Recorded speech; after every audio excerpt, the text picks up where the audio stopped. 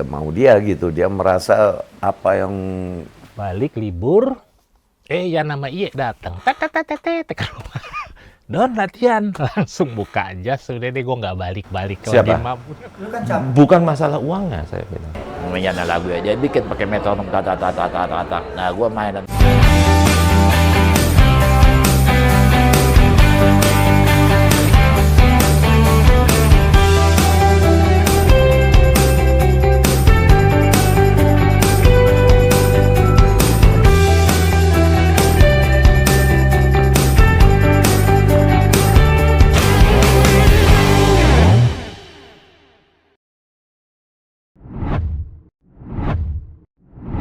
Saya kali ini khusus akan membahas periode album Semut Hitam.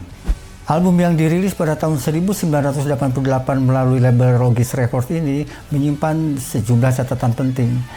Antara lain kembalinya Yoki Surupriyogo sebagai keyboardis God Bless setelah absen pada pengerjaan album kedua yaitu Cermin, tapi sekaligus juga menandai keluarnya Yan Antono sebagai gitaris God Bless justru di saat album Semut Hitam tengah menyita perhatian.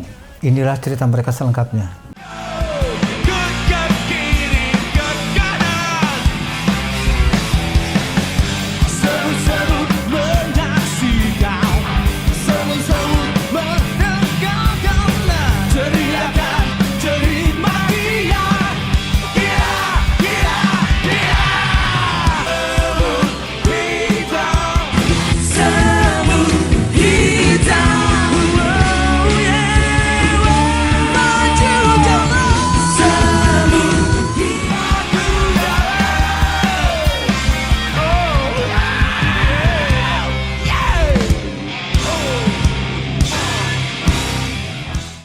Ada 3 lagu favorit saya dari God Bless yang sangat saya suka musiknya, yaitu Oh Good Suping, Badut-Badut Jakarta, dan Trauma. Dalam satu album itu saya bolak-balik mendengarkan lagu itu, mendengarkan musik yang keren, semangat, dan jiwa yang luar biasa dari God Bless dan berkarya selamanya untuk musik rock Indonesia. Menurut saya pribadi, album Semut Hitam itu adalah album yang paling fenomenal, album yang paling masterpiece-nya God Bless. Karena di situ ada lagu Rumah Kita, lagu yang paling gue favorit sih Badut-Badut Jakarta, Semut Hitam, dan Trauma. Masih segar di pikiran gue gimana ketika pertama kali mendengar album Semut Hitam. Wah, akhirnya ada album rock lagi nih di Indonesia nih. Waktu itu jarang sekali album rock. Dan yang menarik adalah track berjudul Trauma. Itu bagi gue pribadi adalah musik rock pertama dengan lirik yang paling ganas.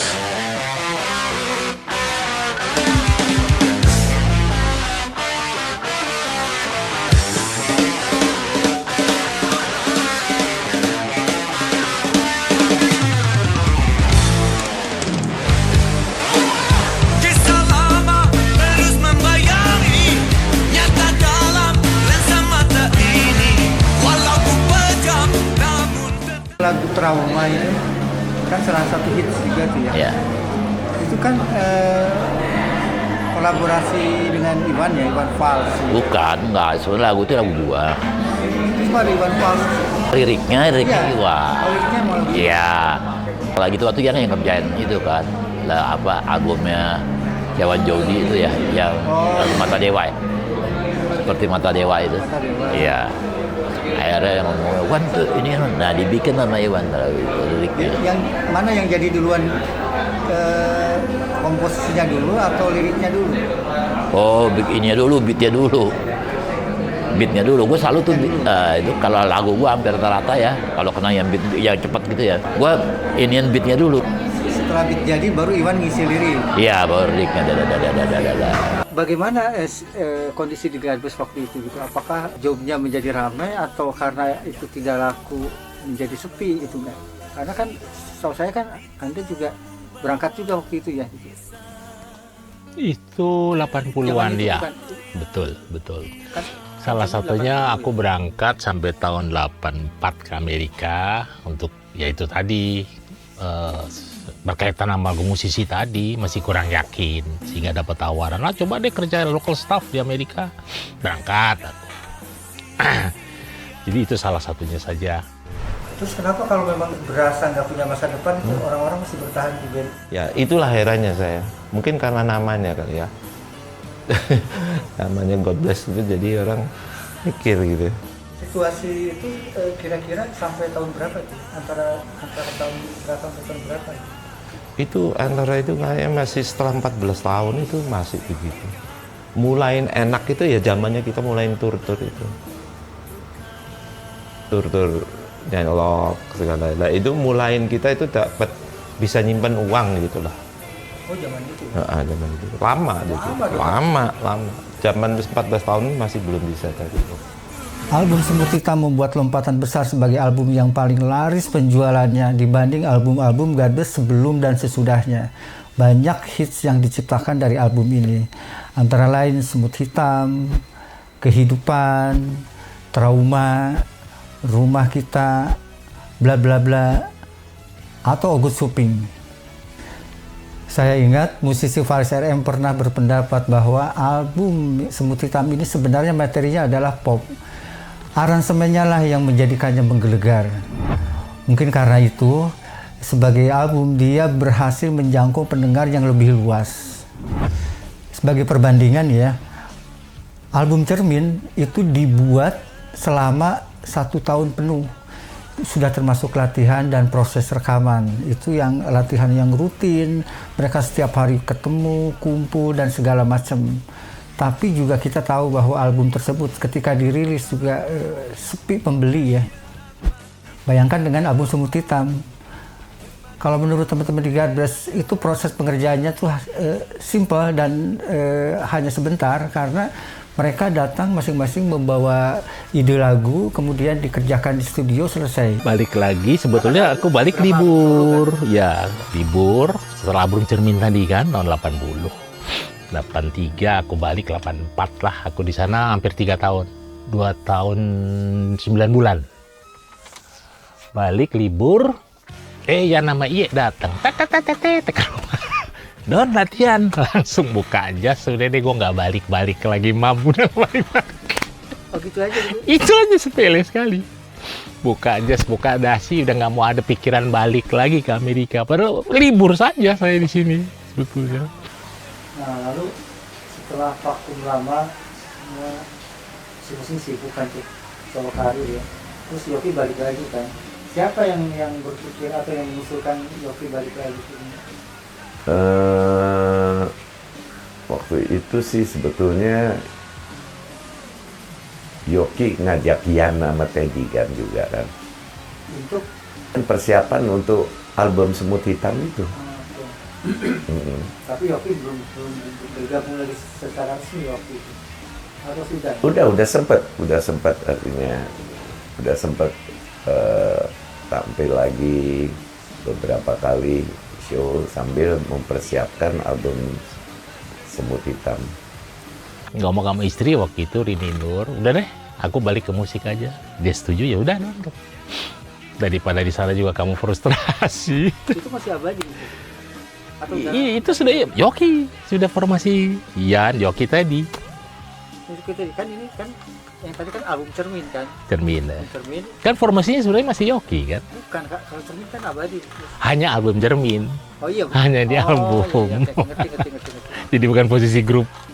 Hanya di Jadi- hanya di album. Jadi sebetulnya begitu baik lagi ke sini Yoki lagi. Yoki.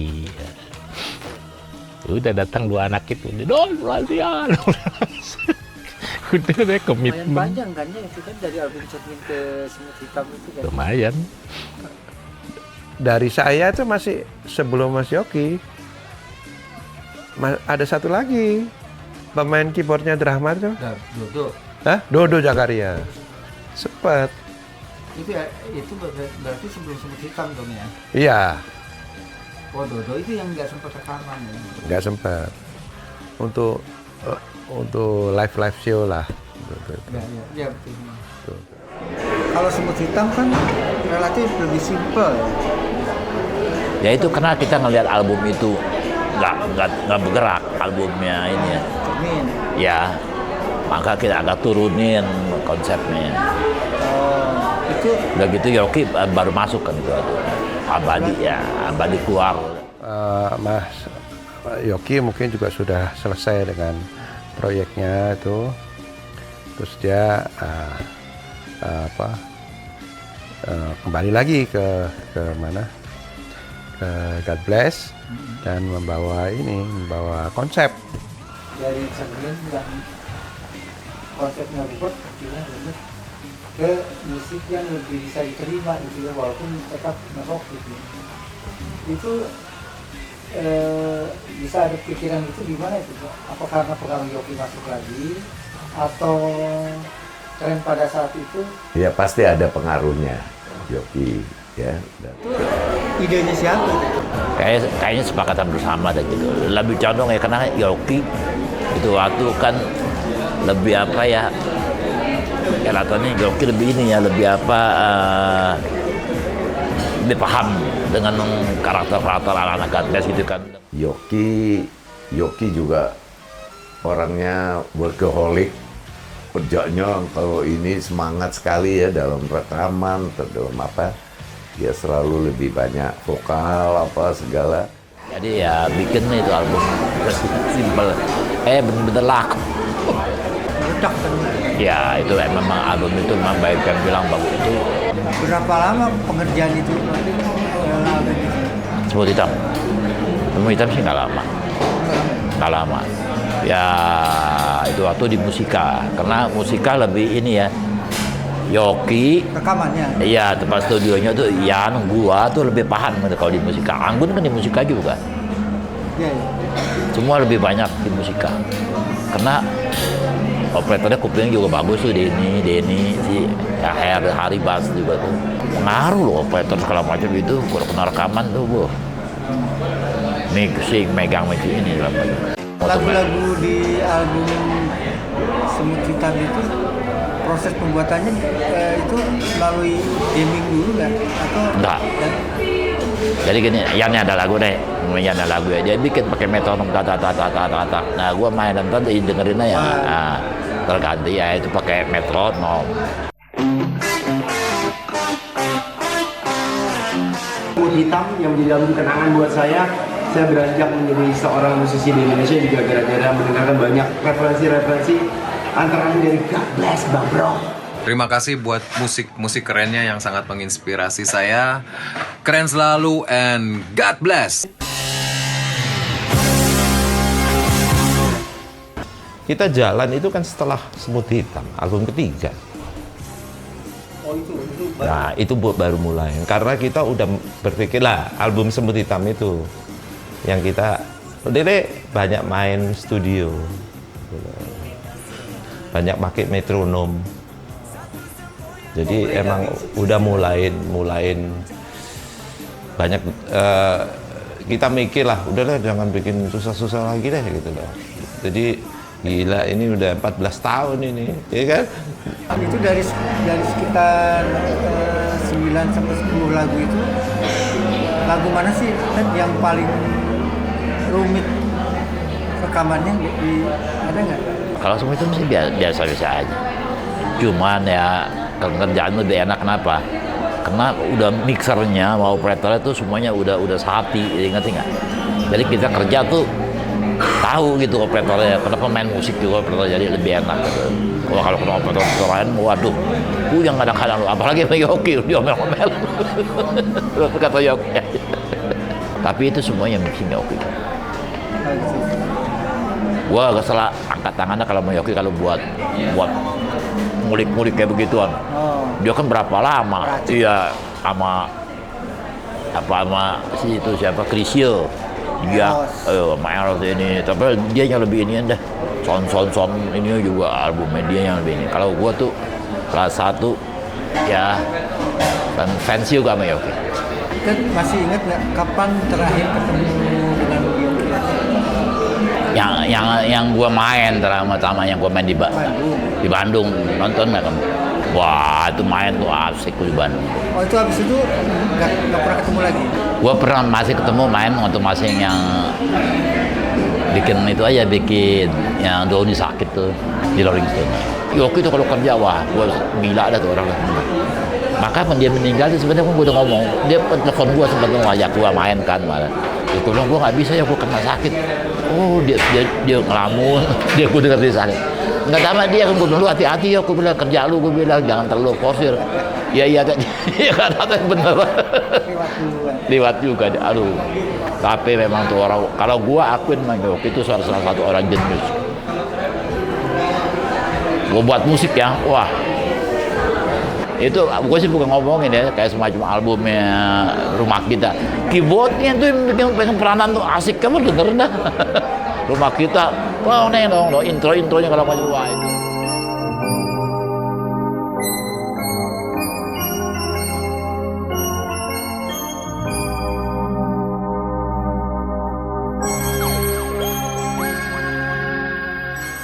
Nggak gampang itu orang kalau kena nggak hebat dengan bagi keyboard bisa ngambil kayak begitu. Iya nggak? Semua itu fenomenal itu lagu itu. Wah, Yoki deh yang kalau gue bilang sih salah satu gua tuh memang kalau gua ngeliat di God Bless ya, lu kayak album kehidupan.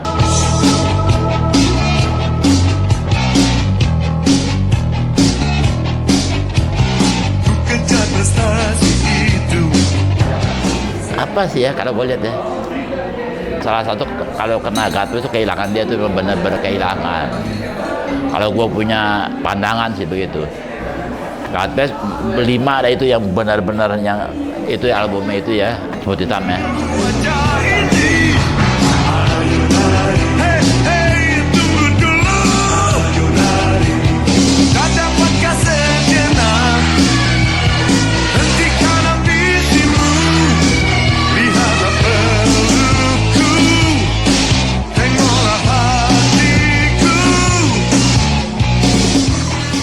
Perubahan apa setelah balik lagi ke sini, kemudian keluar album Semut Hitam.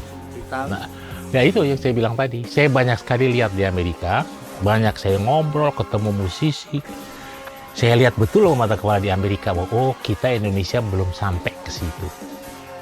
Banyak sekali yang saya lihat. Jadi suatu industri musik atau music business memang harus teamwork.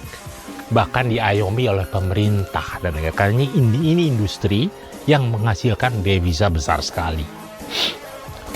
Kalau secara manajemen maupun secara income ya, gitu kan, ada peningkatan nggak ketika God Bless merilis album Semut Hitam?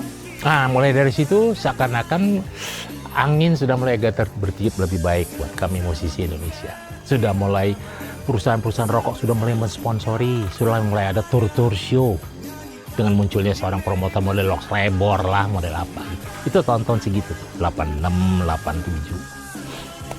85 sudah mulai saya lihat sebetulnya. Cuman mulai gencarnya ya album album Semut Hitam itu. Mulai industri lokal ya. Industri lokal model Lox jual itu lewat kaset, lewat jangan cara penjualannya yang primitif ya, cara mereka sendiri. Jadi mulai ada tur-tur. Mulai ada tur-tur 86-an itu kalau nggak salah. Setelah saya kembali dari Amerika. Sebelumnya sih belum. Pihak sponsor pun masih belum boleh bilang, hampir nggak ada tahun sebelumnya itu. Bisa main karena kayak inaugurasi UI, kawinan, sunatan gitu toh. Tapi begitu 86-an ini saya berasa betul God Bless album Semut Hitam. Ada yang katanya nama tour show, tour Surabaya, tour Jawa, tour Kalimantan. Mulai bisnis kan ini. Di Eropa udah puluhan tahun lebih dulu seperti itu. Di kita 86 inilah kelihatan baru mulai.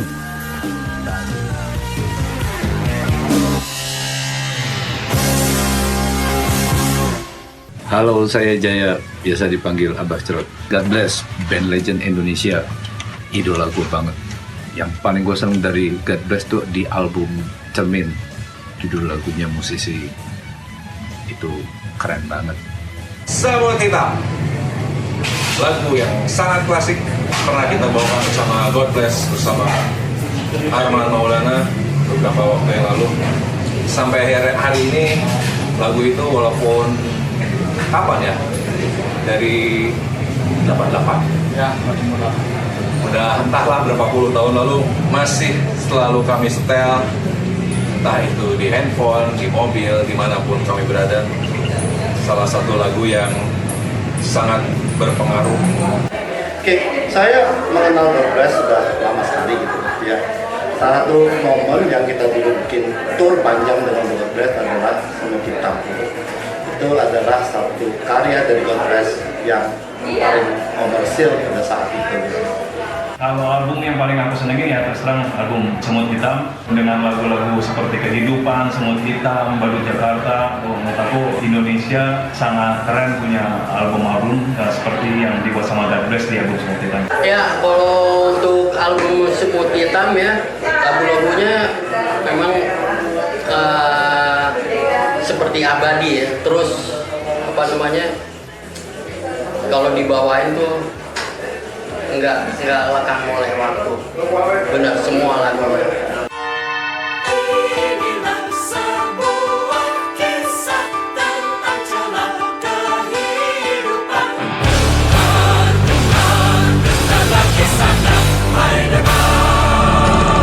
Oh, diriku penuh akan noda nista dalam hidup kegelapan.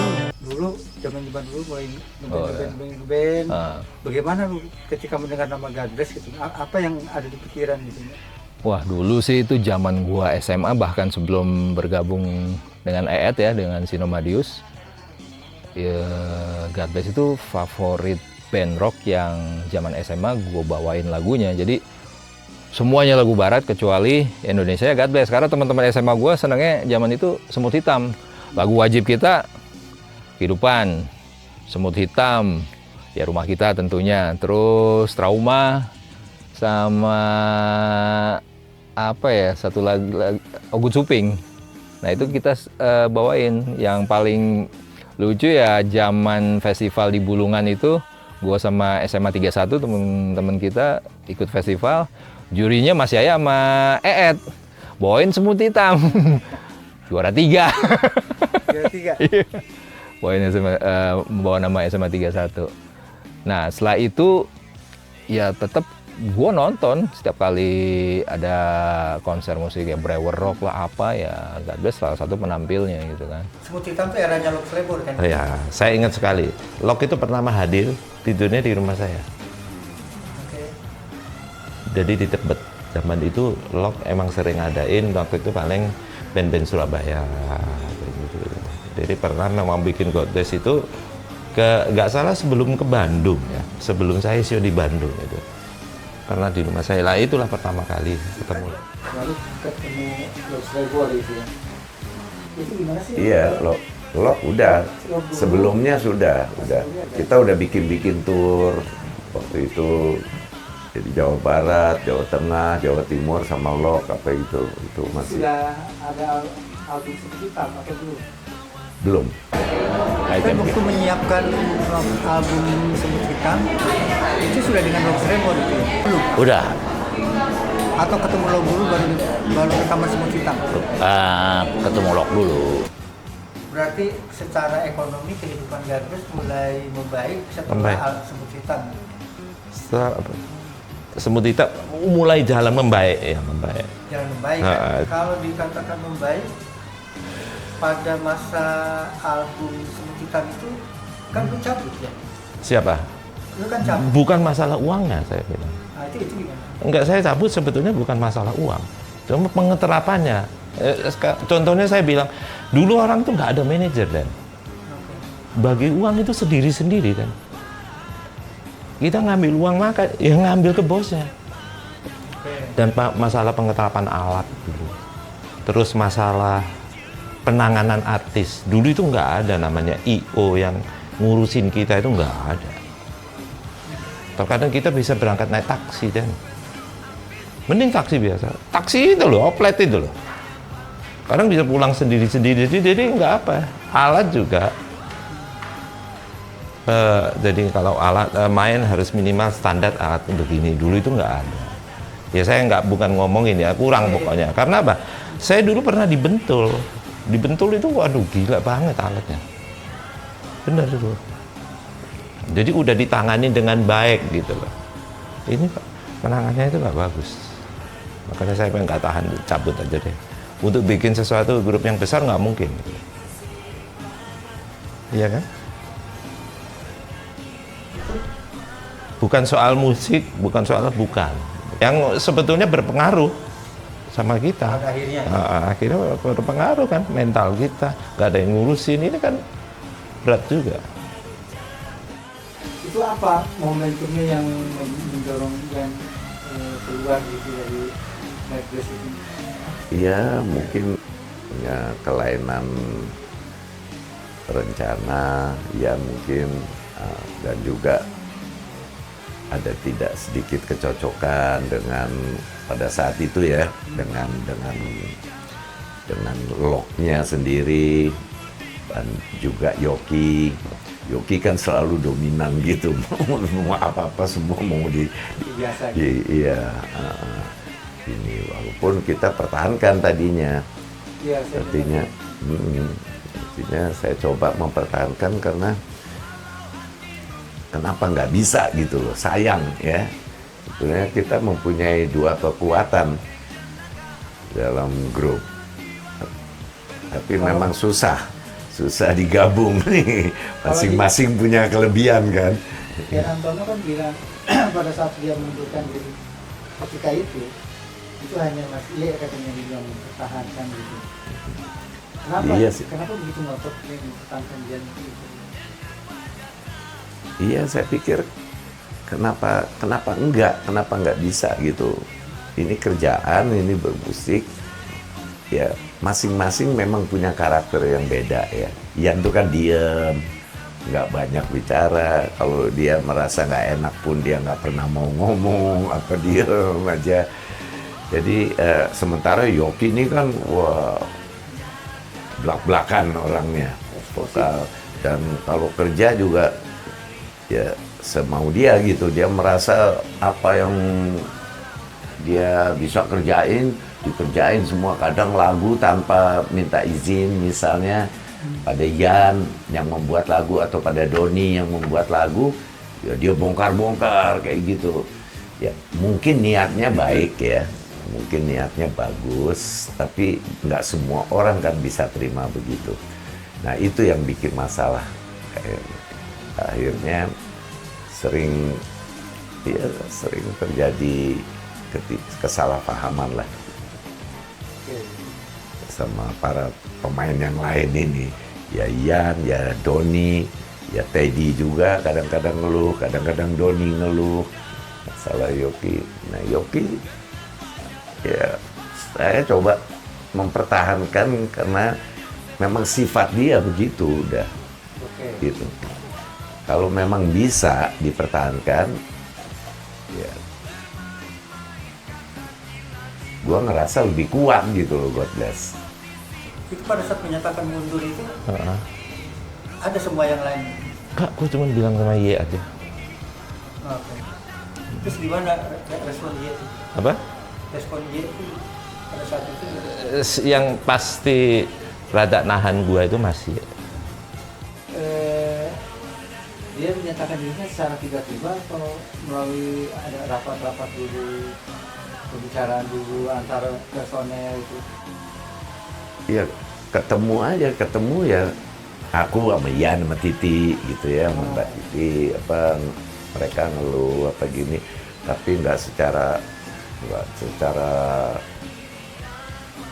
formal gitu, rapat sama-sama apa gitu. Ian paling nulis surat ke Rock, ke anak-anak, sempat buat surat, dia menyatakan keluar dari God Bless. Ya dari situ aku kan sering datang ketemu sama Ian apa gitu, tuh berapa kali berusaha untuk tetap pertahankan lah.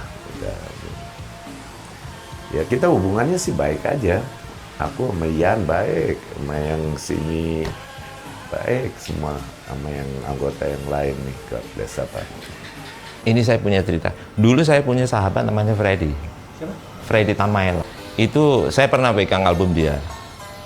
Itu nggak salah albumnya Ratnasari Dewi. Ya, saya pernah pegang. Itu sahabat saya adanya di Tebet juga.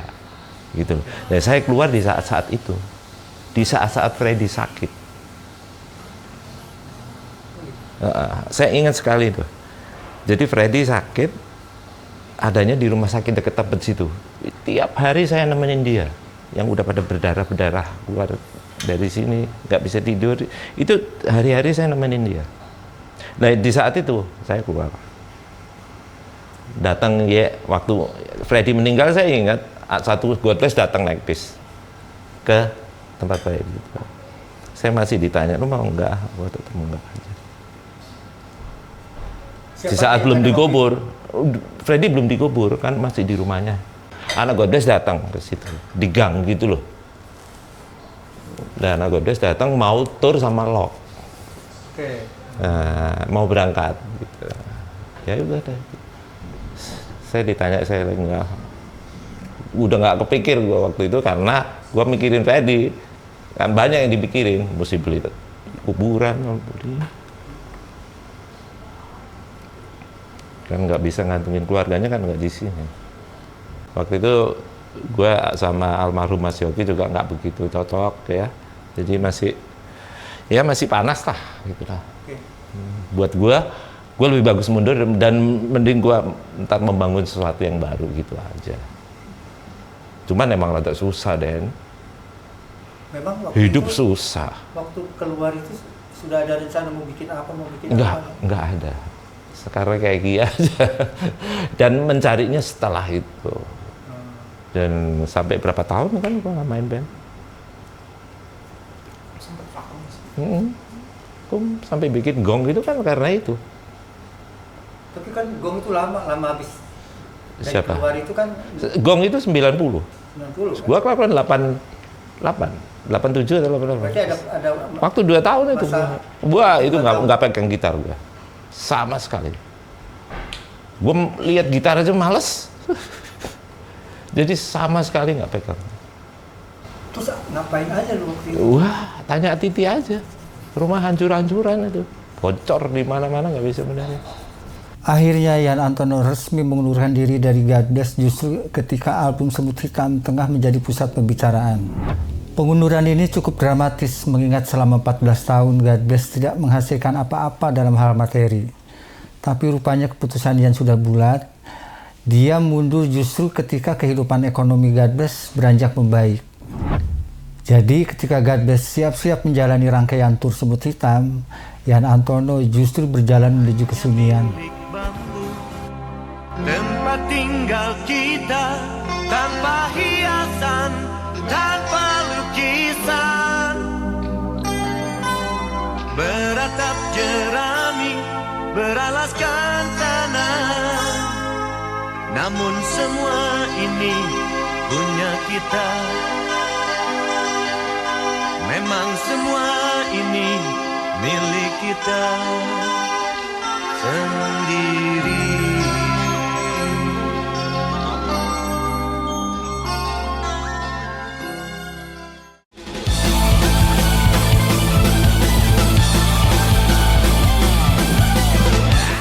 So, what would you like now?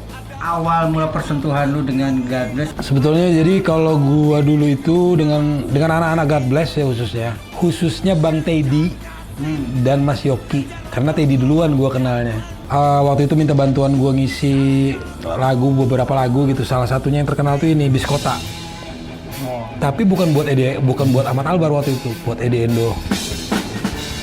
Yang akhirnya dirilis juga setelah Ahmad Albar justru. Sebagai gitaris, gue waktu itu masih gitarisnya Super Digi. Nama Ed itu siapa yang bawa? Yoki. Jadi Ed mau ke God Bless. Ketika Ed ditarik Yoki, saya sudah bilang sama Yoki almarhum, Yok, ini stylenya ini anak beda banget sama ya. Jadi gini Ed, kita ini punya calon. Ada Toto Tewel, ada Robin Lastorenas yang orang Filipina itu, dan ada lu. Cuman masalahnya kalau Robin itu kan masalah kewarganegaraan, dia orang Filipina. Tapi kalau Toto Tewel dia ada band. Nama gue juga ada band.